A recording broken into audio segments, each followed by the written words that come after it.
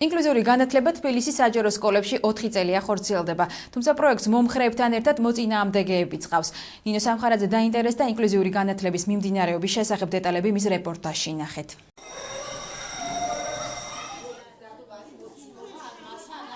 ვაწლის გიორგი პირველ კლასელია. სპეციალური საგანმანათლებლო საჭიროებების მქონე მოსწავლეა. გიორგის მსგავსად თბილისის 10 საჯარო სკოლაში 150-მდე ბავშვი სწავლობს.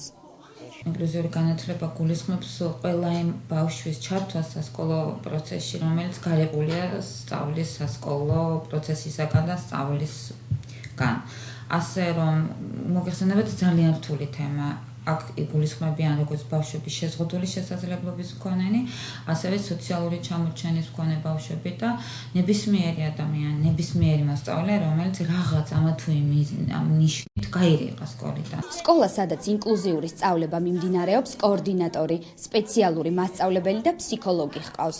ისინი თითოეული ბავშვისთვის ინდივიდუალურ სასწავლო გეგმას ადგენენ. სპეციალური საჭიროების მქონე მოსწავლეს არ შეუძლია გაკვეთილის პროცესის დასწრება, ჩაგყავს რესურს ოთახში, სადაც მუშაობს სპეციალური მასწავლებელი. ინკლუზიურ განათლებას მომხრეებთან ერთად მოწინააღმდეგეებიც ყავს. პედაგოგების ერთი ნაწილი ინკლუზიურ სწავლებას განათლების სამინისტროს ერთ-ერთ საუკეთესო პროექტად მიიჩნევს.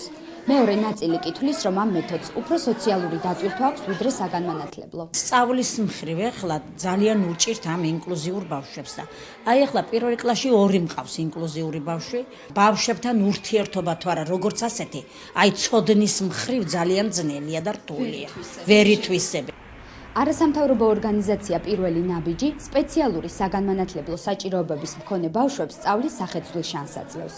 აქ სხვადასხვა ასაკის ბავშვები ერთ ინტეგრირებულ კლასში სწავლობენ. დანარჩენ თანატოლებს კი შესვენებაზე, სკოლის სტადიონზე, ხატვისა და მუსიკის გაკვეთილებზე ხვდებიან.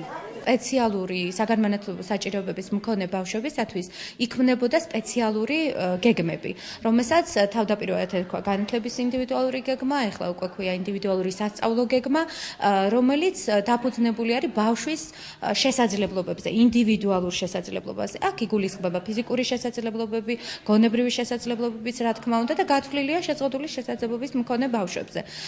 რა თქმა უნდა, ყველა ეს პროგრამა, ინდივიდუალური სასწავლო გეგმა, რომელიც მუშავდება, დაფუძნებულია ისევ სასწავლო პროგრამაზე, რომელსაც ქმნის მეთოდისტი სპეციალურად ამ ბავშვებისთვის.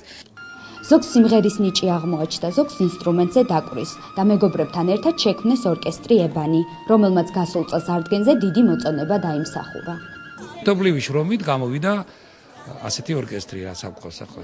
ჯერ კიდე სრულყოფილებისგან რა თქმა უნდა შორსაა, მაგრამ ვცდილობთ რომ როგორმე გამოვიდეს ისეთ რომ იყოს პროფესიონალური ანსამბლი.